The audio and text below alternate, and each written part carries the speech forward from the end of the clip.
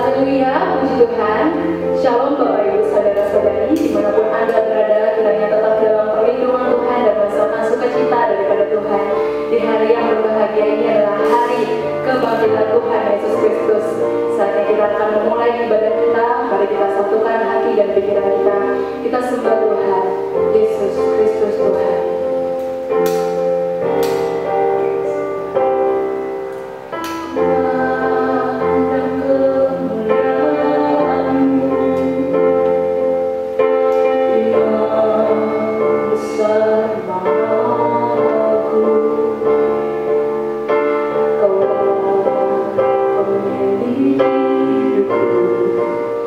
Yesus Kristus Tuhan.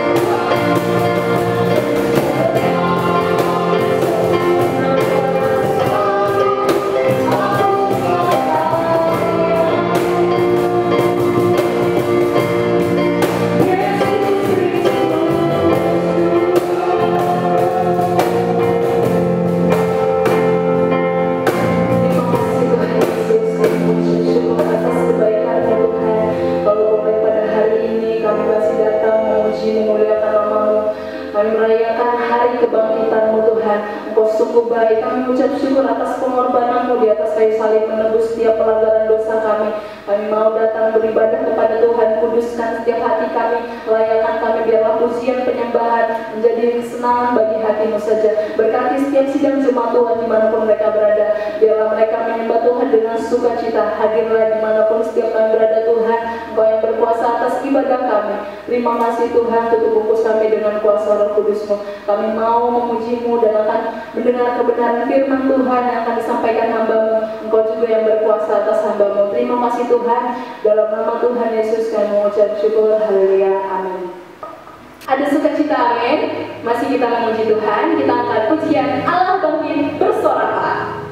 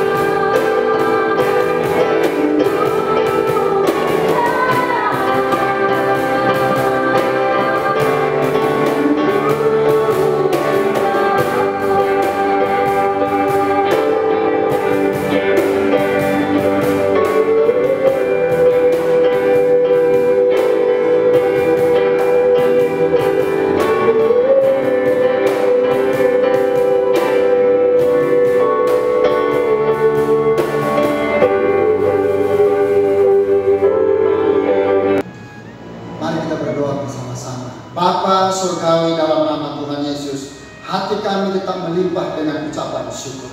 Sebab hanya karena kasih karunia Tuhan, kami tetap dipelihara sampai hari ini, bahkan sampai detik ini. Kami dapat berkata, Ebenezer, pertolongan Tuhan sampai di sini kami boleh alami, dan pertolongan Tuhan yang lebih ajaib lagi Tuhan pasti kerjakan atas kami.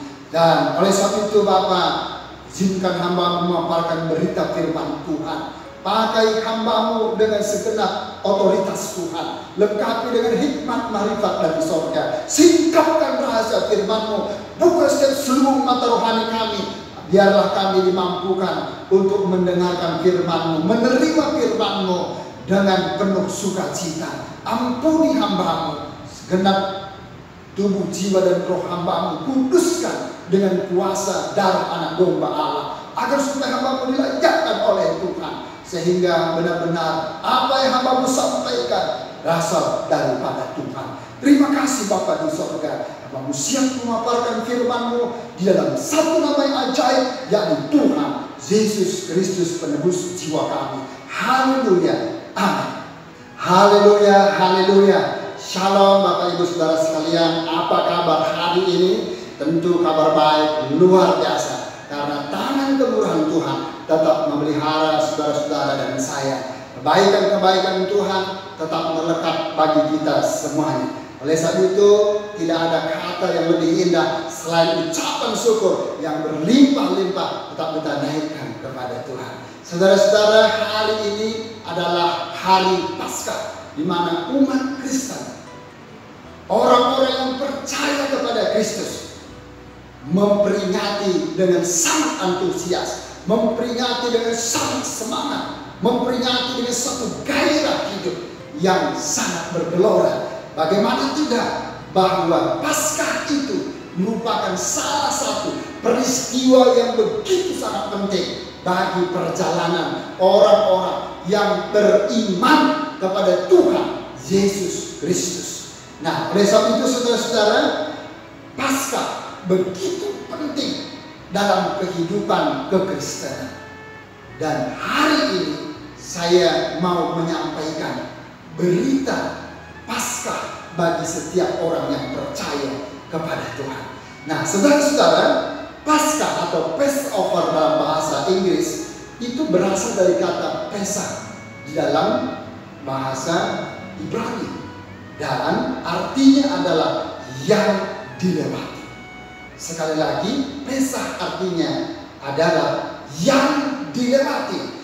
Di dalam Keluaran pasal 12, di sana kita bisa perhatikan, di sana kita bisa menemukan bagaimana kemudian bangsa Israel pertama sekali mengalami makna Paskah ini.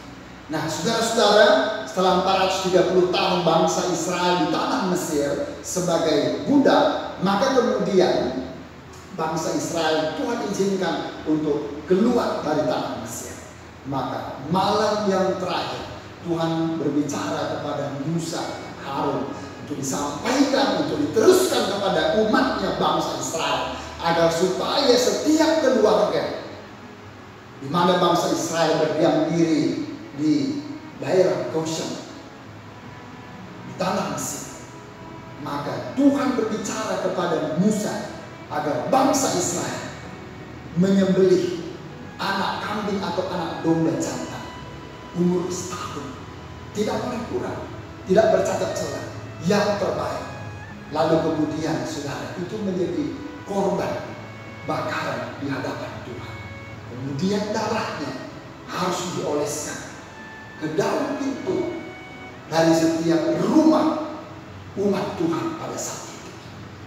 Lalu kemudian di malam hari Tuhan sudah memerintahkan malaikat maut untuk kemudian membunuh setiap anak-anak sulung dari setiap hewan dari kepemilikan bangsa Mesir, sampai kepada anak sulung manusia dari warga masyarakat warga Mesir.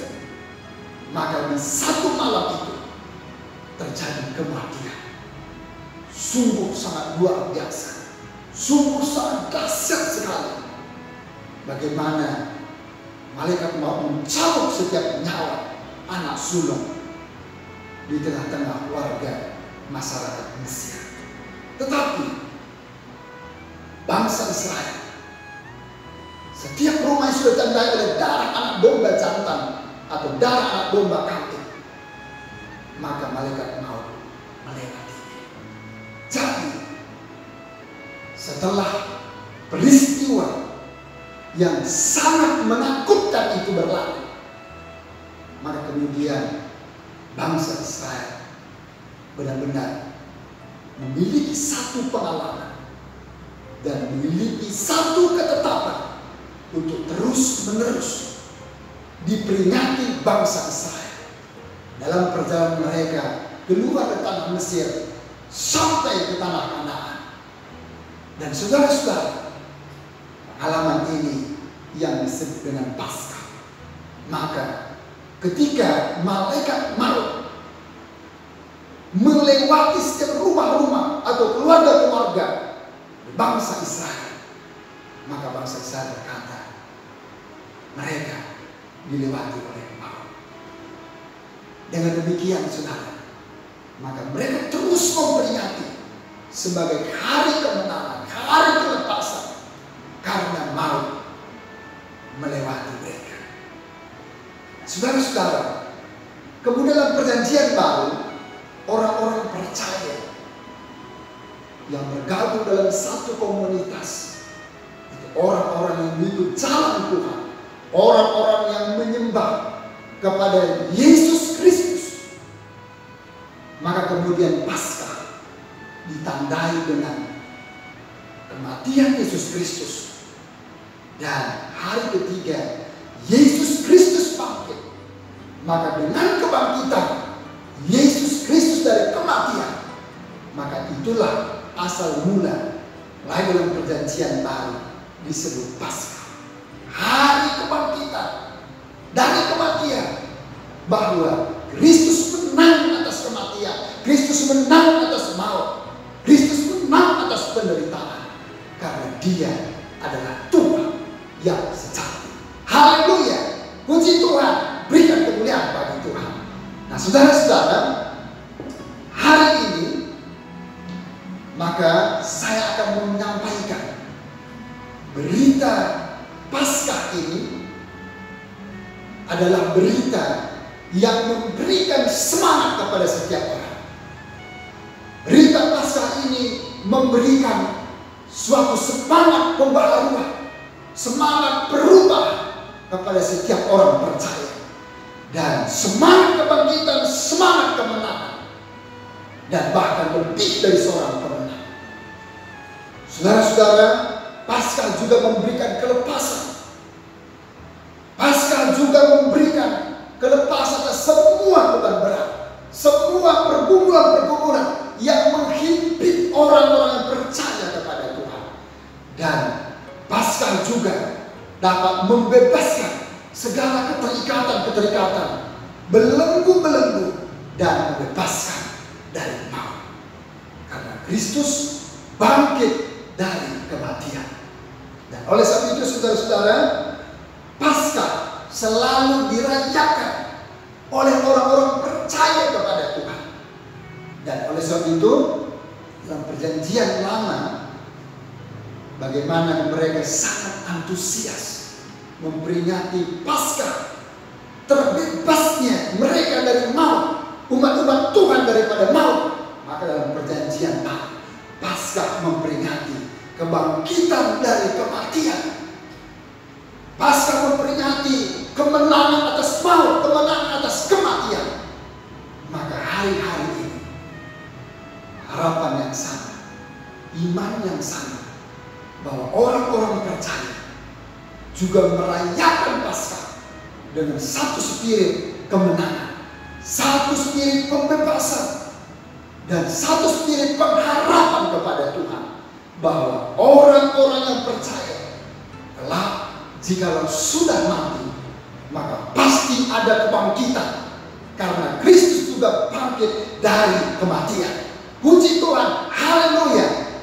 Saudara-saudara, Paskah tidak hanya secara seremonial atau upacara-upacara gerejawi, bahwa setiap tiba musim Paskah maka umat Tuhan berbondong-bondong datang ke rumah Tuhan dalam rangka memperingati Paskah. Mereka kemudian menangis, mereka mengakui dosanya, mereka kemudian berlutut dan minta ampun kepada Tuhan. Dan kemudian usai perayaan Paskah, maka mereka pulang dan melakukan perkara-perkara atau kebiasaan-kebiasaan yang sama buruknya seperti sebelumnya. Nah, oleh sebab itu saudara, Paskah harus kita mengalami esensi Paskah itu sendiri. Dan oleh sebab itu saudara, ada 3 esensi Paskah yang ingin saya paparkan kepada setiap orang percaya kepada Tuhan. Nah, oleh sebab itu izinkan saya, sebelum saya menyampaikan firman Tuhan, saya awali untuk membaca ayat nas firman Tuhan. Ayat nas firman Tuhan dari Injil Lukas pasal 24 ayat 1 sampai 12. Sekali lagi, Injil Lukas pasal 24 ayat 1 sampai 12. Demikian pemberitaan firman Tuhan. Kebangkitan Yesus. Tetapi pagi-pagi benar pada hari pertama minggu itu, mereka pergi ke kubur membawa rempah-rempah yang telah disediakan mereka. Mereka mendapati batu sudah terguling dari kubur itu. Dan setelah masuk, mereka tidak menemukan mayat Tuhan Yesus. Sementara mereka berdiri termangu-mangu karena hal itu, tiba-tiba ada 2 orang berdiri dekat mereka, memakai pakaian yang berkilau-kilauan. Mereka sangat ketakutan dan menundukkan kepala. Tetapi kedua orang itu berkata kepada mereka, "Mengapa kamu mencari Dia yang hidup di antara orang mati? Ia tidak ada di sini, Ia telah bangkit. Ingatlah apa yang dikatakannya kepada kamu ketika Ia masih di Galilea, yaitu bahwa Anak Manusia harus diserahkan ke tangan orang-orang berdosa dan disalibkan, dan akan bangkit pada hari ketiga." Maka teringatlah mereka akan perkataan Yesus itu, dan setelah mereka kembali dari kubur, mereka menceritakan semuanya itu kepada 11 murid dan kepada semua saudara yang lain. Perempuan-perempuan itu ialah Maria dari Magdala dan Yohana dan Maria ibu Yakobus, dan perempuan-perempuan lain juga yang bersama-sama dengan mereka memberitahukannya kepada rasul-rasul. Tetapi bagi mereka perkataan-perkataan itu seakan-akan omong kosong, dan mereka tidak percaya kepada perempuan-perempuan itu. Sungguh pun demikian, Petrus bangun, lalu cepat-cepat pergi ke kubur itu. Jika ia menjenguk ke dalam, ia melihat hanya kain kapan saja. Lalu ia pergi dan ia bertanya dalam hatinya, apa yang kiranya telah terjadi. Amin. Puji Tuhan, saudara-saudara. Paskah menjadi begitu sangat penting dalam kekristenan. Mulai dari abad yang pertama sampai sekarang abad 21 ini, dan sampai selanjutnya hingga kedatangan Tuhan Yesus Kristus. Paskah ini merupakan satu pengharapan yang begitu kuat, satu dasar yang begitu kuat, yang melekat kepada setiap orang yang percaya kepada Tuhan.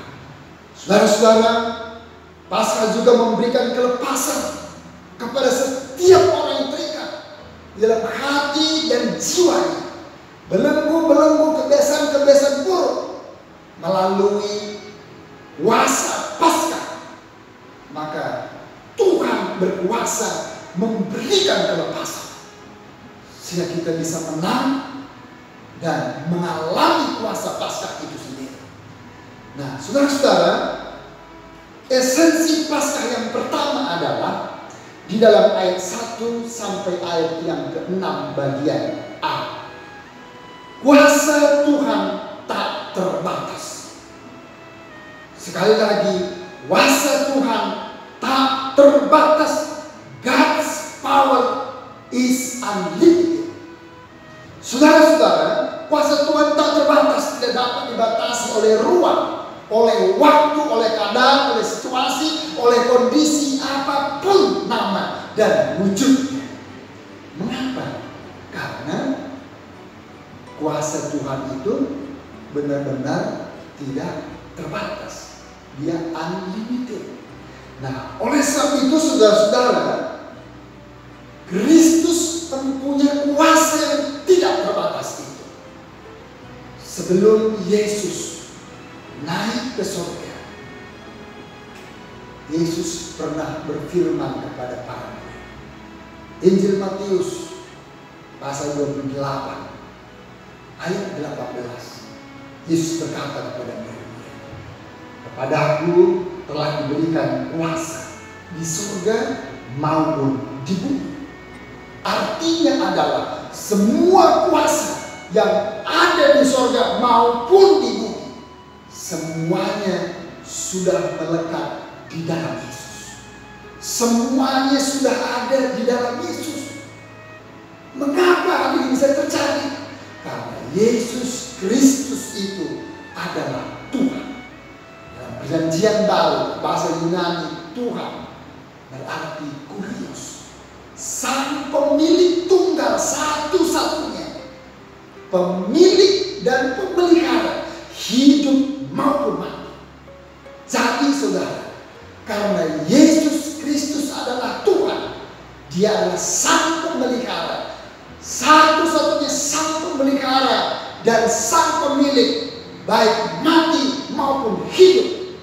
Oleh sebab itu, tentu tidaklah berlebihan jikalau kita katakan kuasa Tuhan tidak terbatas. Amin saudara.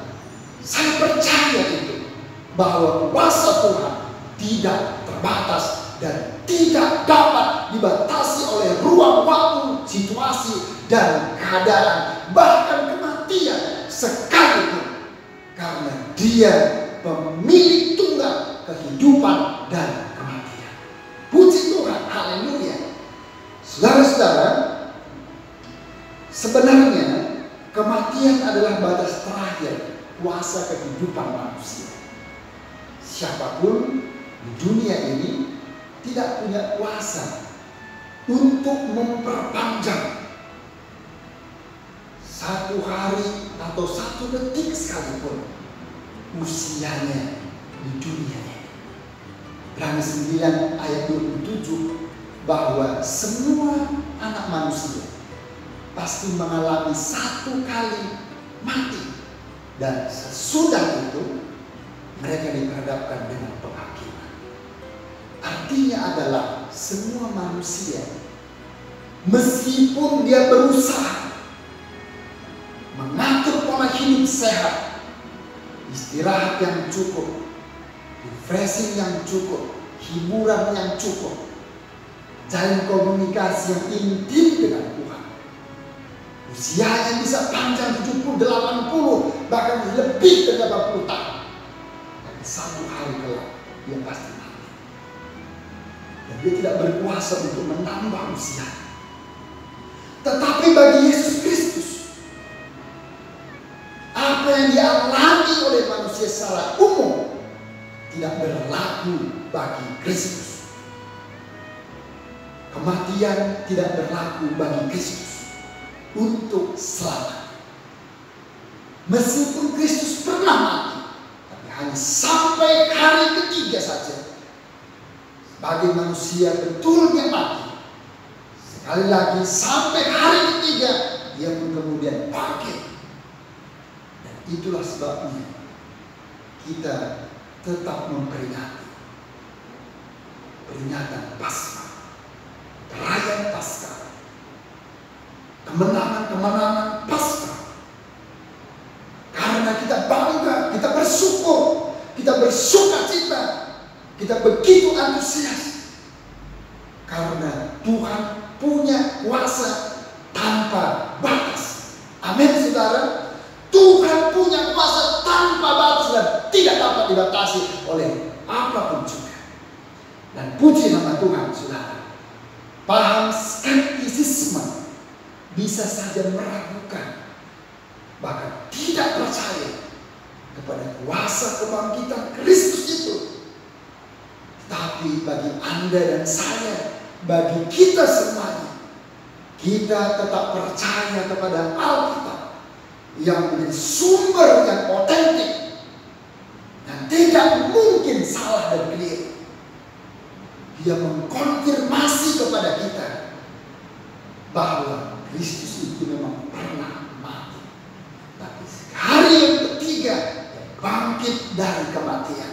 Dia mengalahkan kematian, dia mengalahkan penderitaan, bahkan dia mengalahkan maut. Karena dia Tuhan, pemilik tunggal satu-satunya kehidupan dan kematian. Puji Tuhan.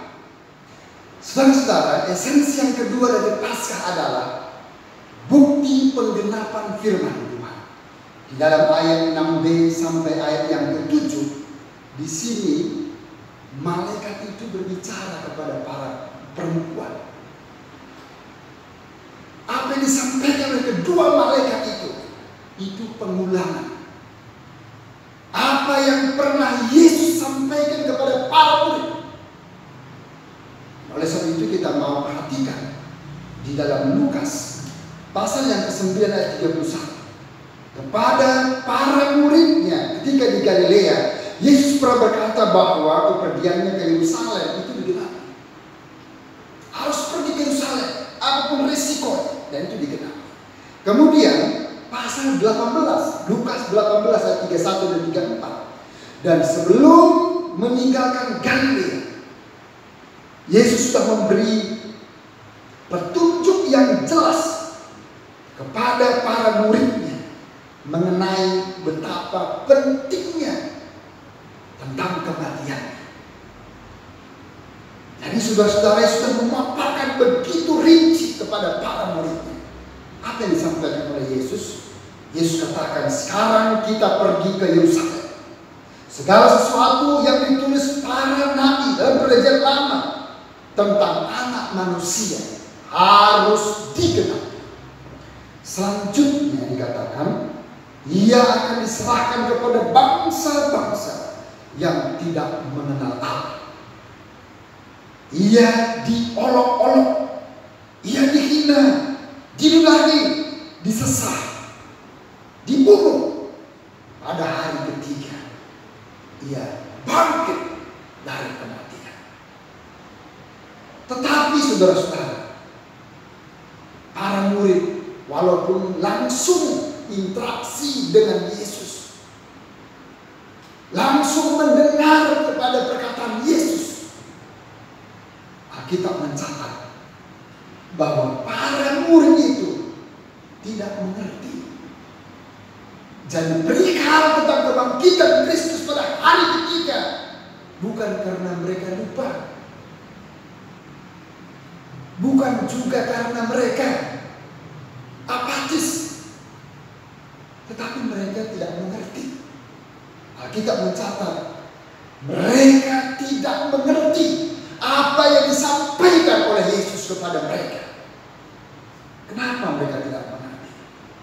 Alkitab juga mencatat karena perkataan itu tersembunyi bagi mereka, terselubung bagi mereka. Bukan karena mereka bodoh, tapi mereka tidak mengerti. Terselubung bagi mereka. Itulah sebabnya saudara, mengapa para murid sampai hari ketiga mereka tidak sempat datang ke makam, mereka tidak sempat datang ke kubur Yesus untuk menyongsong Yesus, untuk menyambut Yesus, bahwa sesuai dengan perkataan dahulu Yesus akan bangkit pada hari ketiga. Kenapa itu bukan dilakukan? Bukan karena bodoh, tapi karena tidak mengerti. Itu sebabnya tujuan dari para wanita datang ke kubur Yesus bukan menyongsong kebangkitannya, tetapi hendak merempah-rempahi sesuai dengan tradisional orang-orang Yahudi. Karena wujud cinta kasih mereka kepada orang yang mereka kasihi, itulah sebabnya mengapa mereka datang untuk merempah-rempah sebagai wujud cinta kasih mereka kepada Yesus. Tetapi kemudian saudara, Yesus itu benar-benar bangkit. Kedua malaikat itu berkata kepada para wanita, mengapa engkau mencari orang hidup di antara orang mati? Lalu mereka tidak mengerti, mereka termangu-mangu. Lalu kemudian malaikat itu berkata, dia sudah bangkit. Beritahukanlah, kabarkanlah, berita sukacita, berita baik ini kepada 11 murid Yesus yang lain. Petrus waktu itu juga lari ke makam. Tapi makam itu kubur kosong, hanya kain kafan yang terlipat yang mereka temukan. Sebagai tanda bahwa Kristus bangkit, mereka tidak menemukan jenazah. Mereka tidak menemukan mayat Yesus.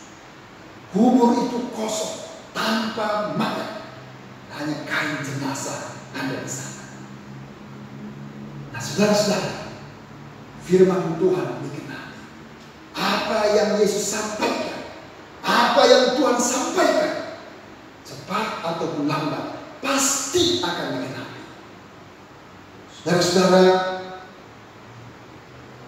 kalau kita perhatikan firman Tuhan ini, ya dan amin. Firman Tuhan ini hidup dan berkuasa. Firman Tuhan ini tidak ada gagal. Firman Tuhan juga tidak ada yang dibatalkan. Tapi firman Tuhan itu pasti digenapi. Cepat ataupun lambat, Tuhan pasti menggenapinya secara komprehensif. Manusia bisa berjanji. Bahkan ketika manusia berjanji, cepat, gampang, dan banyak untuk mengobrol janji. Tetapi tendensinya amat sangat sedikit untuk kemudian digenapi. Atau tendensinya bahkan jarang untuk digenapi. Itulah sebabnya mengapa muncul lirik lagu sekuler. Engkau yang berjanji, engkau yang mengingkari. Itu memang lirik sekuler, lagu sekuler. Bahwa memang manusia seperti itu adanya. Gampang untuk berjanji, tetapi gampang juga untuk mengingkari. Tetapi bukan demikian kalau Tuhan kita.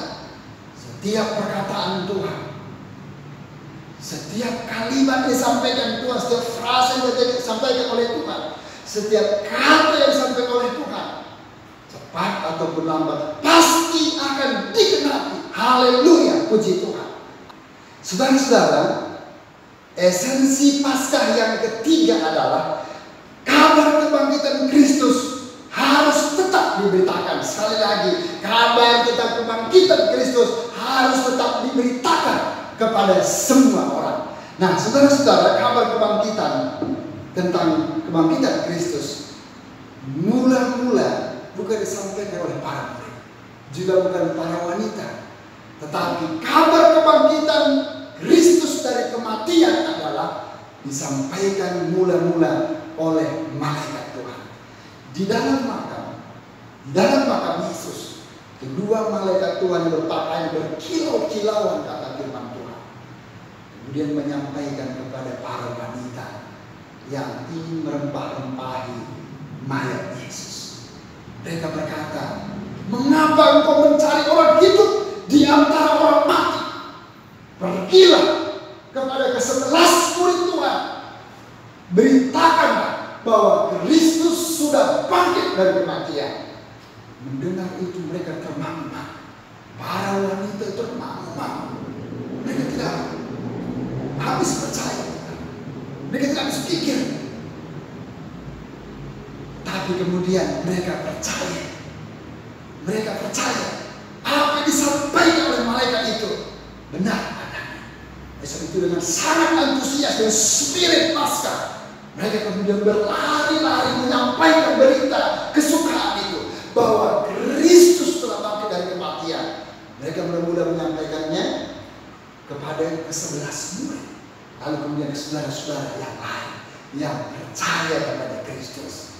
Nah, kemudian saudara, sekarang tugas memberikan firman Tuhan itu secara estafet dan secara regenerasi adalah tugas gereja, tugas Anda dan saya. Kitalah yang sekarang untuk meneruskan, untuk mewartakan, untuk memberitakan tentang kabar kebangkitan Kristus dari kematian. Saudara dan saya memiliki tanggung jawab untuk kemudian terus memberitakan kabar kebangkitan Kristus itu kepada dunia, kepada sesama, kepada setiap orang yang Tuhan izinkan dapat kita sampaikan. Puji Tuhan saudara-saudara, Yesus Kristus sudah bangkit dari kematian, dan bahkan maut sekalipun dapat dikalahkan oleh Yesus. Oleh karena Kristus bangkit dari kematian, inilah yang menjadi pengharapan yang begitu besar, yang tetap kita pegang teguh, yang tetap kita klaim dari firman Tuhan, yang menjadi iman kita bahwa satu hari kelak, jikalau kita sudah mati sesuai dengan waktunya Tuhan, maka ada kebangkitan bagi setiap orang percaya kepada Kristus, karena Kristus adalah kebangkitan sulung dan dia mengalami kebangkitan dari kematian. Maka setiap orang-orang yang mengiring dia, yang percaya kepada dia, yang mengikut dia, pasti mengalami kebangkitan dari kematian.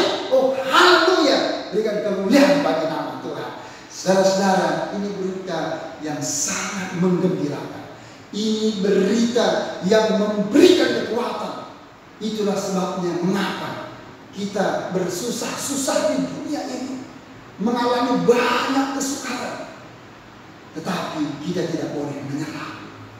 Kesulitan-kesulitan dunia ini, tantangan demi tantangan, mara bahaya, penderitaan-penderitaan, kesukaran-kesukaran di dalam dunia ini tidak ada sedikit pun bandingnya dengan kemuliaan yang Tuhan sediakan bagi Anda dan saya. Rasul Paulus berkata, apa yang dapat memisahkan aku dengan kasih Kristus?